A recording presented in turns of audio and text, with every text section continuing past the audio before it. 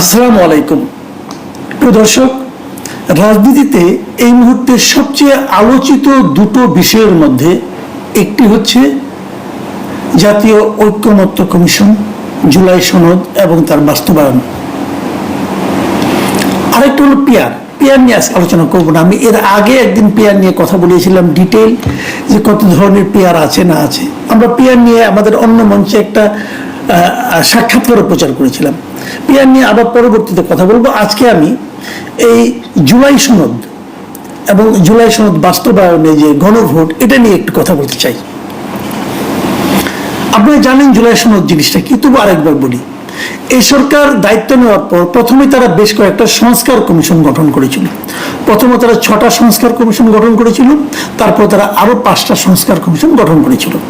এই প্রথম যে 6টা সংস্কার কমিশন গঠন তারা করেছিল, আপনাদের মনে আছে, এই যে সংবিধান সংস্কার কমিশন, নির্বাচন ব্যবস্থা সংস্কার কমিশন, পুলিশ প্রশাসন, গণমাধ্যম, এই যে কতগুলি সংস্কার কমিশন তারা করেছিল, এই সংস্কার কমিশনগুলোর রিপোর্ট নিয়ে একটা জাতীয় ঐকমত্য কমিশন গঠন করা হয়েছিল, যে এই রিপোর্টগুলির মধ্যে কোনটা কোনটা পলিটিক্যাল পার্টিগুলো গ্রহণ করতে চায় এবং কোনটা কোনটা চায় না।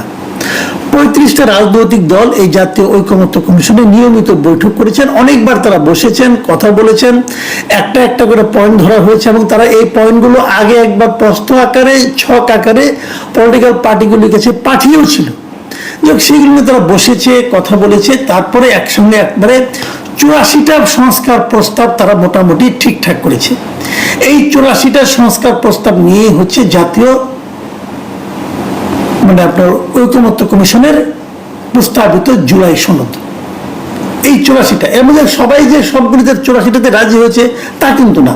কেউ কেউ মনে করেন আপনার কোনো কোনো প্রস্তাবে তারা নোট অফ ডিসেন্ট দিয়েছে, আপত্তি দিয়েছে যে না, এটা আমরা মানি না, ওটা ওভাবে আছে, নোট অফ ডিসেন্ট সহই আছে। এরকম নোট অফ ডিসেন্ট দেওয়া যে কটা আছে সবগুলি মিলিয়েই কিন্তু 84টা।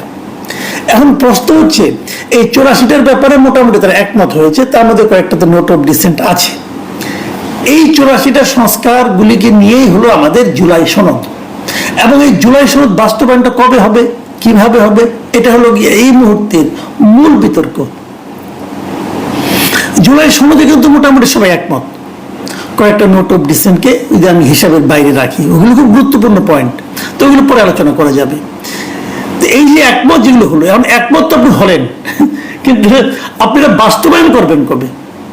যেমন আপনি একমত হলেন যে প্রধানমন্ত্রী পদে এক ব্যক্তি 2বারের বেশি থাকতে পারবে না, ঠিক আছে, থাকতে পারবে না।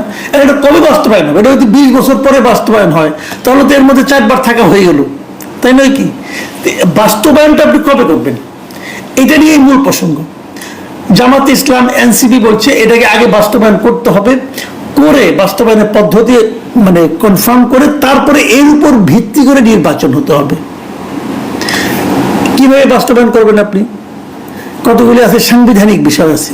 সাংবিধানিক বিষয়তে রাষ্ট্রপতি অধ্যাদেশ জারি করে বাস্তবায়ন করতে পারবে না, তাহলে কিভাবে করবেন? সংবিধান পরিবর্তন করতে হলে সংসদের 2/3 সংখ্যাগরিষ্ঠতা লাগবে, এবং সংসদই তো নাই। সংসদ না থাকলে আপনি কিভাবে সংবিধান পরিবর্তন আনবেন? এগুলি কিন্তু বেসিক পয়েন্ট, আপনি গাইড করে করতে পারেন, পদ্ধতি টিকবে না। তাহলে এই জন্য তারা বলছে যে আমরা যদি সংসদ মানে কি, জনগণের প্রতিনিধিরা ওখানে বসে, ওকে। এখন আমরা যদি আরেকটা পদ্ধতি করতে পারি, সরাসরি জনগণের কাছে যেতে পারি, সেটা পদ্ধতিটা কি? তাকে বলা হচ্ছে গণভোট। আমরা জনগণের কাছে যাব, যে বলবো যে এইগুলির ব্যাপারে আপনার কি মতামত, এগুলো আমরা কিভাবে বাস্তবায়ন করব। এই হলো গিয়ে সর্বশেষ প্রস্তাব। এখন এই গণভোটটা আবার কবে হবে, এটা নিয়ে আবার আরেকটা বিরোধ। একদিকে আছে বিএনপি এবং তার সঙ্গে যারা আছে তারা বলছে যেদিন জাতীয় সংসদ নির্বাচন হবে সেই দিনই গণভোট হতে পারে, একই দিনে। প্রত্যেকটা ভোটারকে 2টা করে ব্যালট পেপার দিবে, একটা মধ্যে গণভোট হ্যাঁ অথবা না বলবে, আর একটা মধ্যে জাতীয় সংসদের ভোট হবে।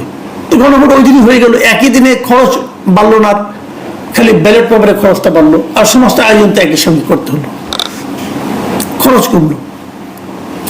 এনসিপি এবং জামাতে ইসলামের বক্তব্য হলো যে এই গণভোটটা করতে হবে নির্বাচনের আগে, নভেম্বর অথবা ডিসেম্বরে। তো একটা এরকম নির্বাচন করতে গেলে যদি গণভোট আপনি করতে যান, তাহলে একটা জাতীয় নির্বাচনের যে খরচ প্রায় একই খরচ কিন্তু একটা গণভোটও যদি আলাদা করে করতে যান খরচ করতে হবে প্রায় 1500 কোটি টাকা, কমপক্ষে, আর বেশিও লাগতে পারে। আমাদের নির্বাচনগুলোতে এরকম খরচই হয়। তো 1500 কোটি টাকা খরচ করে আপনারা গণভোট করবেন, করেন, সমস্যা নাই, টাকা আপনাদের অনেক টাকা আছে, করতেই পারেন, কোনো ব্যাপার না। তাদের ফলটা কি হবে? আসেন, ফলটা বোঝার জন্য আমরা বরং আমাদের এই দেশে এর আগে কয়টা গণভোট হয়েছে এবং সেই গণভোটগুলিতে কি কি বিষয় ছিল এবং কি ফল আমরা পেয়েছি সেটা নিয়ে একটু কথা বলি। কথা বলে আপনাদের কাছে জিনিসটা ক্লিয়ার হয়ে যাবে যে গণভোটের আমাদের কি দুরবস্থা।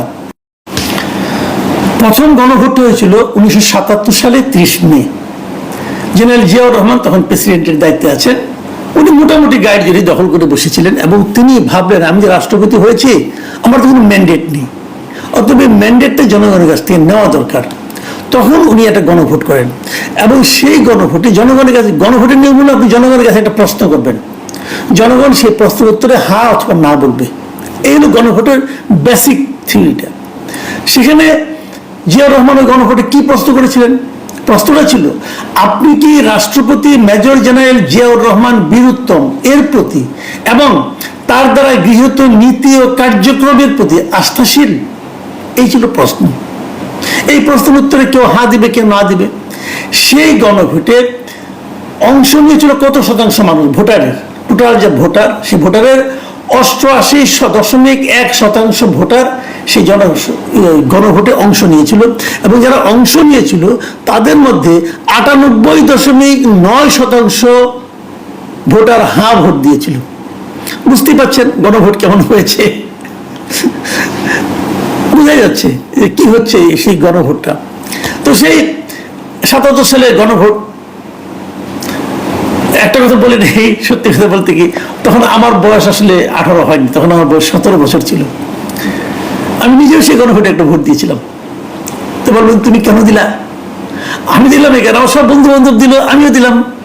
ওখানে আমার যে জুনিয়র অনেকে ছিল, সবাই বললো চলো ভোট দিয়ে আসি। যে গেলাম, যে একটা সিলমারে দিয়ে আসি, বললাম ভোট দিয়ে আসলাম, বুঝি না কিছু, দিয়েছিলাম।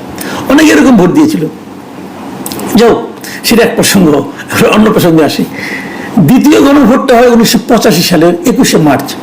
তখনও জেনারেল এরশাদ সেটা আয়োজন করছিলেন। উনি ওনার পূর্বসূরি জেনারেল জিয়াউর রহমানের অনুকরণে এই কাজটা করেছিলেন এবং উনিও তখন প্রেসিডেন্ট হয়ে বসেছেন এবং উনি প্রশ্ন করেছিলেন, ওনার জন্য যে প্রশ্নটা ছিল জনগণের কাছে উনার, সেগুলো আপনি কি রাষ্ট্রপতি এরশাদের গৃহীত নীতি সমর্থন করেন এবং আপনি কি চান জাতীয় নির্বাচনের মাধ্যমে একটি নির্বাচিত সরকারের কাছে ক্ষমতা হস্তান্তরের পূর্ব পর্যন্ত তিনি তার প্রশাসন পরিচালনা করবেন? এই হলো প্রশ্ন। আপনি হ্যাঁ বলবেন অথবা না বলবেন। সেবার 72% লোক, 72.2% মানুষ ভোট দিয়েছিল এবং হ্যাঁ ভোট পড়েছিল 94.5%। এই 72.2% ভোটারের মধ্যে 94.5% মানুষ বলেছিল যে হ্যাঁ তারা এটার পক্ষে আছে এবং তার এরশাদকে প্রেসিডেন্ট হিসেবে চায় এবং আরেকটা নির্বাচনের আগ পর্যন্ত তাকে প্রেসিডেন্ট হিসেবে দেখতে চায়। 3 নম্বর গণভোট হয় 1991 সালে। সেবার প্রশ্ন করা হয়েছিল, সেটা ছিল আমার মনে হয় সেটাকে বলা হচ্ছে সাংবিধানিক গণভোট। আমার বিবেচনায় সেটাই ছিল সবচেয়ে জেনুইন গণভোট। সেটা ছিল এরকম যে যখন 91 সালে যখন নতুন সরকার আসবে, মানে খালেদা জিয়ার গভর্নমেন্ট যখন আসবে, তখন এই গভর্নমেন্টটা তো সংসদীয় পদ্ধতি সরকার হবে, প্রেসিডেন্সিয়াল পদ্ধতিতে থাকছে না। এই প্রেসিডেন্সিয়াল পদ্ধতি থেকে সংসদীয় পদ্ধতিতে যাওয়ার জন্য জনগণের একটা রায় তারা নেওয়ার জন্য এই গণভোটটা করেন এবং সেই গণভোটের প্রশ্নটা কি ছিল শুনেন। প্রশ্ন ছিল গণপ্রজাতন্ত্রী বাংলাদেশের সংবিধান ব্র্যাকেটে দ্বাদশ সংশোধন বিল 1991 রাষ্ট্রপতির সম্মতি দেওয়া উচিত কিনা, এই ছিল প্রশ্ন। এই প্রশ্ন আপনি কি বুঝলেন? কিছুই বুঝলেন না। দ্বাদশ সংশোধনীতে কি ছিল আপনার মনে আছে? মনে নাই। তখনও জনগণ কিছু বুঝতো না, তখন আমি অনেক বড়, তখন আমি বুঝি টুঝি, তখনও কিন্তু আপনার এই গণভোট কেউ কিছু বুঝে নাই। মানে আসলে বিষয়টা কি, মানে বিষয়টা হলো যে এই যে রাষ্ট্রপতি শাসিত থেকে সংসদীয় পদ্ধতিতে যাওয়া, এই বিষয়টা একটা সংবিধানের একটা সংশোধনীর মাধ্যমে হবে। সেই সংশোধনীটা আপনি রাজি কিনা, মানে প্রেসিডেন্ট এই সংশোধনীতে স্বাক্ষর করবে কিনা, এই ছিল প্রশ্ন। জনগণ হা ভোট দিয়েছিল। 84.38% মানুষ বলেছিল যে হ্যাঁ যাবে। ইন্টারেস্টিং হলো এই গণভোটে ভোট পড়েছিল কত? এই গণভোটে ভোট পড়েছিল 35.19%, মাত্র। বাকি লোক ভোট দেয়নি। কেন ভোট দেয়নি? এটা তো সবচেয়ে গুরুত্বপূর্ণ গণভোট, ভোট দিল না কেন? কারণ হলো গিয়ে আমাদের ভোটিং প্যাটার্নটাই এমন। আমাদের এখন যখন ভোট হয় তখন দুটা ঘটনার মাধ্যমে ভোটের হার বাড়ে। একটা হলো যদি আপনি কারচুপি করেন, যেমনটি ওই আপনার 77 সালে অথবা 85 সালে হয়েছিল, যা ইচ্ছা তা বলে দিলেন আপনি, ওটা তো জেনুইন ভোট হয় না একটাও। বিএনপির কেউ বলবে না জিয়া রহমানের গণভোট যে জেনুইন ছিল, হয়েছে উল্টাপাল্টা লোক ভোট দিয়ে আসছে। এখান থেকে বলে দেওয়া হয়েছিল বেশি ভোট দেখাতে হবে, বেশি ভোট দেখা দিচ্ছে। আরেকটা কখন হয়? যখন নাকি প্রতিদ্বন্দ্বিতাপূর্ণ নির্বাচন হয়, যখন প্রার্থীরা নিজেরা ভোটারদেরকে নিয়ে আসে কেন্দ্রে, কিন্তু যে ভোটে কোনো প্রতিদ্বন্দ্বী নাই সে ভোটে ভোট বেশি পড়বে না। তাহলে এখন যদি আপনি গণভোট করতে যান, এই ভোটে প্রতিদ্বন্দ্বী নাই, সেখানে কিন্তু আপনি যদি নভেম্বরে অথবা ডিসেম্বরে গণভোট করেন, ভোট পড়বে না এবং সেই ভোট খুবই কম হবে। যদি খুবই কম ভোট হয়, ধরা যাক 35% হলো, ধরলাম 35% লোক জুলাই সনদ চায় আর বাকিরা চায় না। ভোটে না ভোট কত বলো সেই হিসেবে আমি বাদ দিচ্ছি, বাকিরা এটা নিয়ে কোনো মাথায় ঘামাচ্ছে না, তাহলে জিনিসটা কি ভালো হলো? আচ্ছা, তার উপরে কথা, সে কথাটা কি যে আপনি বললেন যে 35% লোক ভোট দিল, হ্যাঁ ভোট কত হবে না ভোট কত হবে আপনি জানেন না। কিন্তু ধরা যাক হাইপোথেটিক্যালি, যদি সবাই কিন্তু ধরে নিচ্ছে হ্যাঁ ভোট জিতবে, এই জন্য তারা সবাই গণভোট চাচ্ছে, যদি না ভোট জিতে যায়, এবং না ভোট জেতার সমূহ সম্ভাবনা আমি দেখছি। কি কারণে সেটা আমি বলি। সেটা হলো এই কারণে যে প্রথমত বিএনপি কিন্তু গণভোটের প্রস্তাবে রাজি ছিল না। বিএনপি প্রথমত বলেছিল যে যেগুলো রাষ্ট্রপতি আপনার অধ্যাদেশের মাধ্যমে বাস্তবায়ন করতে পারে সেগুলো করে ফেলুক, আর যেগুলো জন্য সংবিধান সংশোধনের দরকার আছে, আগামীতে যে সরকার ক্ষমতায় আসবে তারা এটা করবে। কিন্তু এতে এই এনসিপি অথবা জামাত ইসলাম অথবা অন্যান্য পার্টি, ইসলামী আন্দোলন, তারা মানতে রাজি না, তারা বিএনপিকে বিশ্বাস করেনি। তারা ভেবেছে বিএনপি হয়তো ক্ষমতায় যে এটা নাও করতে পারে, বিএনপি যে ক্ষমতায় যাবে তা তো শিওর না। তারপরে তারা ধরে নিয়েছিল বিএনপি হয়তো ক্ষমতায় যাবে এবং তারা এটা বাস্তবায়ন নাও করতে পারে, অথবা আগেই তাদের দিয়ে অঙ্গীকার করে নেওয়া হবে। বিএনপি কিন্তু যে কারণে তারা যে গণভোটে রাজি হয়েছে, আমার মনে হয় না খুব আনন্দ সহকারে তারা রাজি হয়েছে। এই যে চাপে পড়ে রাজি হওয়ার ব্যাপারটা, এটা যদি বিএনপির ভোটাররা বুঝতে পারে, ভোট যদি না ভোট দিয়ে দেয় তারা কি করবেন? এবং সেখানে যদি আওয়ামী লীগের যারা ভোটার আছে তারাও যদি না ভোট দিয়ে দেয়, আলটিমেটলি যদি না ভোট বিজয়ী হয়ে যায়, তখন কি হবে? তখন যে এতদিন ধরে যে আপনি সংস্কার আলোচনা করলেন, সংস্কার প্রস্তাবনা নিয়ে আসলেন, জাতীয় ঐক্যমত্য কমিশন করলেন, এত টাকা খরচ করলেন, আলোচনা করলেন, সব কিছু কিন্তু ভেস্তে যাবে। এই রিস্কটা জামাত অথবা ইসলামী আন্দোলন কেন নিচ্ছে এটাও আমি জানি না, অথবা এনসিপি কেন নিচ্ছে। তার মানে আমি যদি মানে আপনার সমাপ্তি টানি, দাঁড়ালোটা কি? দাঁড়ালো হলো এই জুলাই সনদ করে যে চিৎকার করছে সবাই, গলার রগ ফুলিয়ে ফেলছে, এই জুলাই সনদের ভবিষ্যৎ আমি দেখছি অনিশ্চিত। এবং এটা কিন্তু আমি শুরু থেকেই বলে আসছিলাম যে এভাবে হয় না। কতিপয় এনজিও, কতিপয় বিদেশ থেকে ভাড়াটে বুদ্ধিজীবী এনে আপনি আমার দেশের রাজনীতিবিদদের রাজনীতি শিখাবেন, এটা হয় না, এটা কখনোই হয় না। এরা কেউ কিছু বলছে না, ওই প্রতিদিন রিমান্ডে নেওয়ার মতো করে আলোচনা করেছেন। ওনারা গিয়েছেন, কেন গিয়েছেন? যাতে নাকি ওনাদের উপর দায়টা না আসে, এই জন্য গিয়েছেন। খুব খুশি মনে গিয়েছেন বলে আমি মনে করি না। প্রিয় দর্শক, আমি যেটা বললাম, হয়তো এতে আপনারা হতাশার বাণী খুঁজে পাচ্ছেন, হতাশার ভাবছেন যে জুলাই সনদ তাহলে ভবিষ্যৎ অন্ধকার। আমি সেরকম বলছি না, আমি চাই যে একটা কিছু হোক, ভালো কিছু হোক, কিন্তু যেভাবে অগ্রসর হচ্ছে সেখানে ভালোটা কিভাবে হবে সেটা আমি বুঝতে পারছি না। আপনারা ভালো থাকবেন, আপনাদের মতামত দিবেন, এই নিয়ে পরে আবার কথা বলা যাবে। আল্লাহ হাফিজ।